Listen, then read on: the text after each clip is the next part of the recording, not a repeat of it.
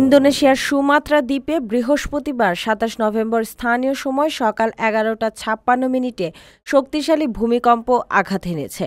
নানগ্রো আচে দারুস সালাম প্রদেশের ৬৩ কিলোমিটার দূরে ভূমিকম্পটির মাত্রা ছিল ৬.৩ এবং উৎপত্তিস্থল মাত্র ১৪ কিলোমিটার গভীরে।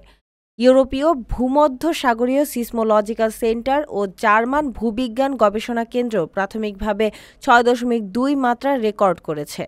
ভূমিকম্প বিশেষজ্ঞরা জানিয়েছেন, বড় ধরনের হতাহতের সম্ভাবনা কম হলেও কিছু এলাকায় ছোটখাটো ক্ষয়ক্ষতি ঘটতে পারে। এতে ঘরের জিনিসপত্র পড়ে যাওয়া, জানালা ভাঙা ও প্রাথমিকভাবে অবকাঠামোগত ক্ষতি হওয়ার আশঙ্কা রয়েছে।